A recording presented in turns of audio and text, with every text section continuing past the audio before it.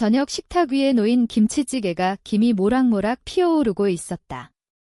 서울 강남의 고층 아파트, 창밖으로 한강이 반짝이는 이 집에서 우리는 늘 이렇게 모였다. 어머니, 계부 김민준, 여동생 수연, 그리고 나, 김현우. 수연이 조심스럽게 입을 열었다. 엄마, 오빠 나 임신했어. 순간 공기가 얼어붙었다. 어머니의 젓가락이 멈췄고 계부의 얼굴이 창백해졌다. 나는 이미 알고 있었다. 수연이 울면서 털어놓은 그날부터 내 속에서 무언가가 끓어오르고 있었다. 축하해, 수연아, 내가 먼저 말했다. 목소리가 떨리지 않도록 애썼다. 아기는 누구 거야? 수연의 눈이 계부를 향했다. 그 순간 계부의 손이 미세하게 떨리는 게 보였다. 어머니는 여전히 아무 말도 하지 못했다. 오빠 미안해. 수연이 속삭였다. 아기는 아빠 거야? 폭탄이 터졌다. 어머니의 숟가락이 바닥에 떨어지는 소리가 천둥처럼 울렸다.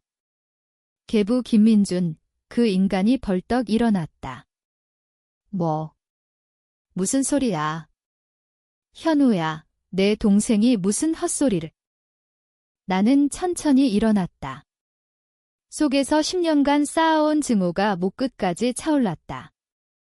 헛소리가 아니에요. 아빠. 나는 그 단어를 일부러 강조했다. 수연이가 말한 대로예요. 당신이 수연이를 강제로. 어머니가 비명을 지르며 쓰러졌다. 계부의 얼굴이 일그러졌다. 그는 나를 노려보며 말했다. 증거가 있어? 내 동생이 미쳤나 보군. 나는 주머니에서 USB를 꺼내 식탁 위에 던졌다. 여기 있어요. 수연이가 몰래 녹음한 거. 당신이 술 취해서 수연이 방에 들어가던 날, 그리고 그 후로 몇 번이나 당신 목소리가 다 녹음됐어요. 계부가 USB를 집어 들려다 손을 멈췄다. 그의 눈에 공포가 스쳤다. 나는 계속 말했다. 어머니가 아버지 죽은 후에 당신을 만난 게 실수였어요. 아버지 재산 노리고 접근한 거 다 알아요. 수연이한테 손댄 것도 그냥 욕망 때문이었죠. 그날부터 모든 게 시작됐다. 나는 28살, 대기업 기획팀 대리. 평범한 삶을 살고 있었다. 하지만 계부가 우리 가족에 들어온 후 모든 게 변했다. 아버지가 교통사고로 돌아가신 후 어머니는 외로움에 빠졌다. 김민주는 아버지의 옛 동료라고 자신을 소개했다. 잘나가는 건설회사 상무, 미소가 부드러운 남자. 어머니는 금방 넘어갔다. 나는 처음부터 그를 싫어했다. 아버지의 보험금과 재산을 노리는 눈빛이 느껴졌다. 하지만 어머니가 행복해 보이니 참았다. 수연이는 고등학생 때부터 그를 아빠라고 불렀다. 그런데 2년 전 수연이가 대학에 들어간 후부터 이상했다. 수연이가 밤에 울곤 했다. 술 취한 계부가 방문을 두드리는 소리. 나는 그때 해외 출장 중이었다. 수연이가 임신 사실을 털어놓은 건 한 달 전이었다. 그녀는 병원에서 태아 DNA 검사를 했다. 아버지가 김민주님이 확실했다. 수연이는 자살하려 했다. 내가 막았다. 오빠, 나 어떻게 살아? 나는 그날 밤 복수를 결심했다. 공정하게, 법적으로 그 인간의 모든 걸 빼앗기로. 증거를 모았다. 수연이의 녹음, 병원 기록, 계부의 과거 행적. 그는 이전 결혼에서도 비슷한 짓을 저질렀다. 전 부인이 이혼 후 실종된 사건도 있었다. 식탁에서 계부가 어머니를 부축하며 말했다. 여보, 이 애들이 미쳤어. 정신병원에. 나는 웃었다. 경찰에 신고할까요? 아니면 회사에 먼저 보낼까요? 당신이 횡령한 돈 다 증거 있어요. 계부의 눈이 커졌다. 그는 어머니의 재산을 관리하며 회사 자금을 빼돌렸다. 내가 그걸 알아낸 건 우연이었다. 아버지의 옛 친구가 팁을 줬다. 그날 밤 집은 아수라장이 됐다. 어머니는 병원에 입원했다. 쇼크로. 수연이는 내 방으로 왔다. 오빠, 무서워. 나는 그녀를 안았다. 이제 끝났어. 그 인간 모든 걸 잃을 거야. 하지만 그건 시작이었다. 계부는 쉽게 무너지지 않았다. 그는 반격을 준비했다. 나를 해고시키려 했고 수연이를 정신병자로 몰아갔다. 증거를 없애려 했다. 나는 더 깊이 파고들었다. 그의 과거, 숨겨진 계좌, 심지어 아버지 사고와 관련된 의혹까지. 그 사고가 단순 사고가 아니라는 단서가 나왔다. 계부가 집을 나간 후 집은 정막에 휩싸였다. 어머니는 병원에서 깨어나지 못했다. 의사는 스트레스성 쇼크라고 했다. 나는 매일 병원을 오갔다. 수연이는 태아를 지키기로 했다. 오빠, 이 아이는 내 아이야. 그 인간 탓에 버릴 수 없어. 나는 고개를 끄덕였다. 수연이의 눈빛에 단호함이 보였다. 그녀는 더 이상 약한 소녀가 아니었다. 회사에서 계부의 비리가 터지기 시작했다. 내가 익명으로 제보한 자료가 언론에 넘어가면서 그의 회사 주가가 폭락했다. 그는 상무에서 물러났다. 전화가 왔다. 현우야, 제발 만나서 얘기하자. 나는 만나지 않았다. 대신 변호사를 고용했다. 수연이의 강간 혐의로 고소장을 제출했다. DNA 증거가 결정적이었다. 재판이 시작되기 전 계부가 찾아왔다. 비쩍 마른 얼굴. 현우야, 내 아버지 사고 내가 한 거 아니야. 믿어줘. 나는 차갑게 말했다. 믿을 이유가 없어요. 그의 눈에 절박함이 스쳤다. 내 어머니 재산, 내가 건드린 거 맞아. 하지만 수연이는 술 취해서 실수였어. 실수, 나는 주먹을 쥐었다. 여러 번이었어요. 수연이가 녹음한 거 들어봤어요? 당신이 사랑한다고 하면서. 그는 고개를 숙였다. 처음으로 무너지는 모습이었다. 하지만 나는 알았다. 이건 연기다. 그는 살아남기 위해 무엇이든 할 인간이다. 실제로 그는 증인을 매수하려 했다. 수연이의 친구를 돈으로 사려 했다. 나는 더 철저해졌다. 그의 과거를 파헤쳤다. 첫 번째 부인, 이혼 후 실종된 여자. 그녀의 가족을 찾았다. 그들은 여전히 딸을 찾고 있었다. 계부가 폭행 혐의로 신고된 기록도 나왔다. 어머니가 깨어났다. 현우야, 민준이가. 나는 어머니 손을 잡았다. 엄마, 다 알아요.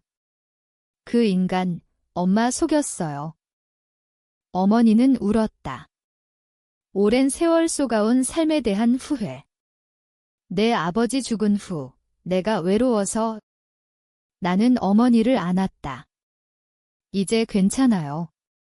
우리가 함께 할게요. 수연이의 배가 불러오면서 집에 생기가 돌았다. 하지만 계부의 반격이 시작됐다. 그는 언론에 제보했다. 계모와 의부다들의 불륜이라는 터무니없는 소문. 나와 어머니를 엮어서. 나는 분노했다. 하지만 침착했다. 반소했다. 명예훼손으로. 그의 잔고가 바닥났다. 재판날 계부는 법정에서 무너졌다. DNA 결과, 녹음 증거, 과거 기록. 그는 15년형을 선고받았다. 하지만 그게 끝이 아니었다. 교도소에서 그가 보낸 편지. 내 아버지 사고, 내가 브레이크를 건드렸어. 증거는 내 금고에. 심장이 멎는 듯 했다. 아버지의 사고가 살인이었다니? 나는 조사했다. 사고 차량, 보관 창고에서 브레이크 라인을 확인했다. 절단 흔적. 계부의 지시였다. 더 깊은 복수가 시작됐다. 그의 공범, 아버지의 옛 동료를 찾았다. 돈으로 고용된 자. 나는 그 자를 만났다. 증언해. 그러면 용서할게. 그는 털어놓았다. 계부가 아버지를 제거해 재산을 노렸다. 새로운 재판. 살인교사, 계부는 무기징역. 하지만 나는 여전히 공허했다. 복수가 끝났는데도. 무기징역 판결 후 계부는 항소했다. 하지만 증거가 철저했다. 패소. 그는 교도소에서 자살 시도를 했다. 실패했다. 우리 가족은 새로 시작했다. 어머니는 집을 팔아 작은 아파트로 이사했다. 수연이는 아이를 낳았다. 건강한 남자아이, 이름을 아버지 이름에서 따왔다. 나는 승진했다. 회사에서 인정받았다. 하지만 밤마다 꿈을 꿨다. 계부의 얼굴, 아버지의 사고 현장. 어머니가 말했다. 현우야, 이제 그만 잊어. 복수는 끝났어. 하지만 잊을 수 없었다. 계부가 교도소에서 영향력을 행사했다. 그의 옛 부하가 나를 미행했다. 위협이 왔다. 그만두지 않으면 가족이 위험해. 나는 경찰에 신고했다. 하지만 증거 부족. 나는 스스로 움직였다. 계부의 잔당을 추적했다. 그의 숨겨진 재산을 찾았다. 해외 계좌.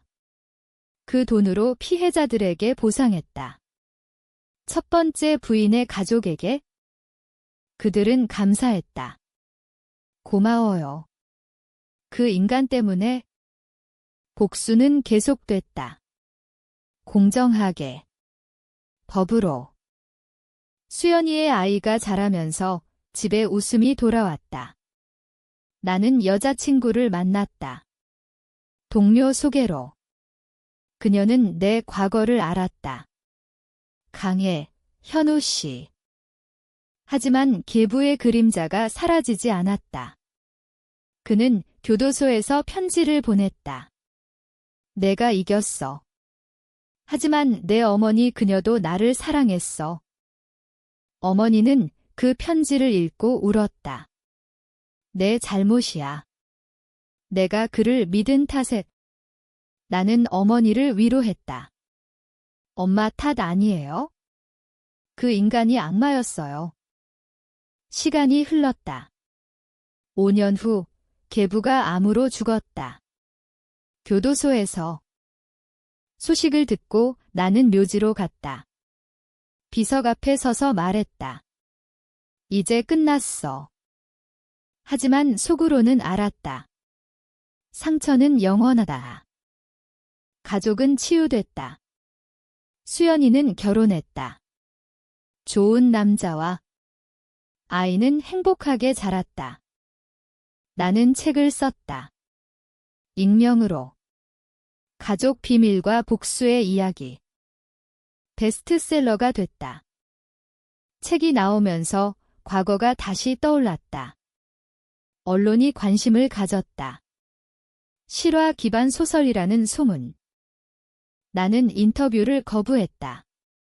하지만 한 기자가 찾아왔다.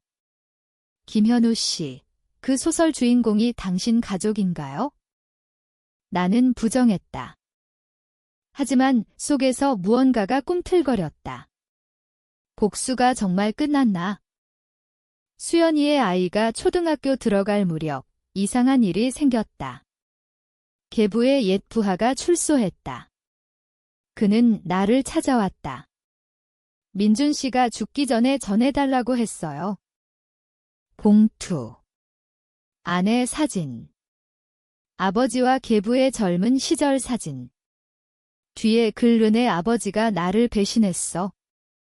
재산 분배 때문에. 거짓말이었다. 하지만 의심이 들었다. 나는 아버지의 옛 일기를 찾았다. 어머니가 보관한. 아버지는 계부를 믿었다. 하지만 계부가 회사 돈을 횡령했다. 아버지가 알아챘다. 그래서 제거된 거였다. 더 명확해졌다. 나는 그 부하를 신고했다. 남은 증거로.